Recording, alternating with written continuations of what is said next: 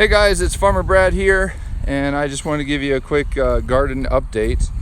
I have my smallest little helper here, and we're out here in the garden trying to finish up these tomato trellises. And what I ended up doing for these stakes is I got these stakes here, I think a bundle for like 10 bucks, and then I have these little staples, and I pretty much just carefully pounded those in the end. And then I have the string here, and I saw these tomato trellises on YouTube, and I think they'll work really good. So that ends up being a 1/2 inch conduit. I would probably go with a 3/4 inch conduit, so it'd be stronger. But then the idea is that you have a stake down at the bottom, and it will keep that mason string tight, and then you'll be able to zigzag it up there. And majority of these are Roma tomato plants that I started in my basement, and they're doing pretty well here. It'll still be a while before they're producing. And then I'm stringing this up here, so I have to string this one. And any of these starts that aren't going, I'm getting them from my batch, and those are doing pretty good there. And then over here I have strawberries.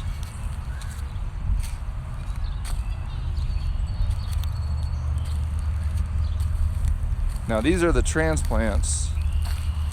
Over here are the strawberry plants that I need to pick some more and try to transplant some. Some of the habanero plants haven't done much. I think these down here will be kind of okay. And then I got some corn going on there. They're still coming up. I kind of did the rows tightly so that I'd make sure that I'd have enough corn that they would pollinate well enough, so that then they'd have edible corn. Then looks like the potatoes are coming up. I need to pile up some more dirt on them, mound it up, and then I need to have some more weeding to do. But then over here is green beans. All this is green beans, and then there's a far row over there that's supposed to be like assorted flowers. And I still have a lot of area that I can plant. Mainly I put down this big landscape fabric from the WIT company. They ended up sending me one, and it was able to buy me a lot of time, so I wouldn't have to do a lot of weeding. So I put it down, and it's nice that I'm able to just burn the holes where I want the plants to go.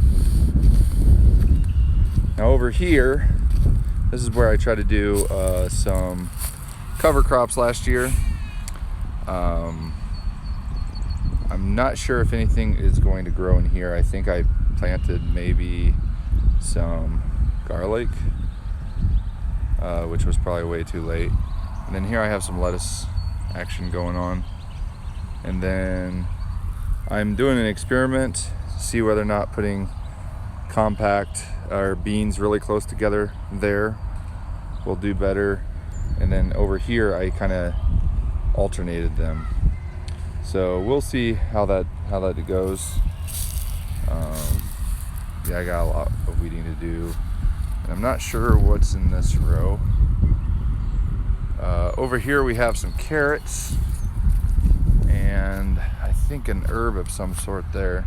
And then I did plant some lavender, but I don't think it's coming up yet. And I was kind of holding off on weeding to try to see what was going to come up. I actually need to thin these carrots out some.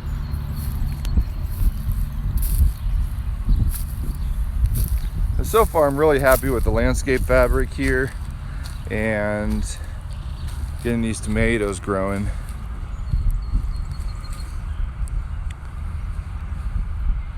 So if you have any questions, let's check out the chickens. Hello, Essence Homestead. Welcome to the live Instagram chat. Was doing a garden update, and now I'm coming over to the chickens. If you have any questions, leave them down in the comments. So it's been pretty rainy here, so there's some mud action going on there. And there's a rooster that got out, and he's been kind of stalking the hens. I call him One-Eyed Jack because he got in a fight with, like, I think a raccoon or something, and so he only has one eye. And then here's the automatic chicken water bucket in action, and I was able to daisy chain it. So if you buy 2 or more automatic chicken water buckets, then I'll include a free splitter there. Now those shutoff valves, those I bought off of Amazon, and those will not be included. But I have that shut off so that then if I need to modify or change out the system, I don't have to disconnect or shut off the water. I can just shut off the water to there if I need to remove that. Let's see how the ducks and the geese are doing.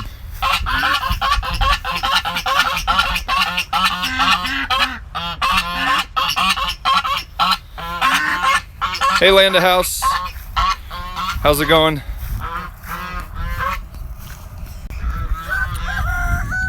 I got my little helper here. We went to Connor Prairie and ended up getting the girls some bonnets, which actually works pretty well to keep the sun out of their eyes and off their face. But just good luck holding a crying baby. I was just doing a garden tour, and people see how far behind I am. But I got some strawberries growing, and then this is I don't know if you've done tomatoes before, but I came across this on YouTube.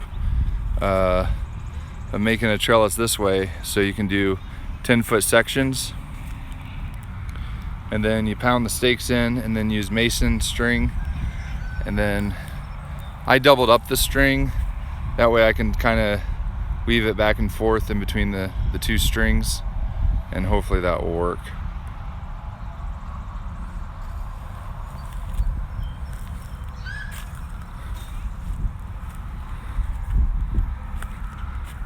And T-posts aren't too bad. I mean, I had quite a few of them around the farm. And then this up here is a 1 1/4 inch PVC T, and that works for sliding onto the T-posts.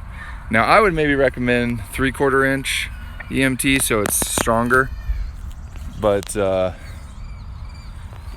this here I have a 1/2 inch, and then you just put the little connector on there, and then what I did was I split the little 2 screws and put it on there. Hi Josh.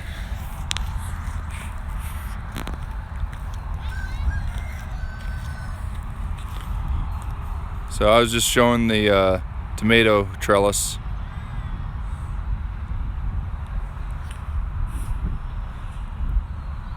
And hopefully people will purchase some Roma tomatoes, because I'm gonna be up to my eyeballs in Roma tomatoes when these start cranking away.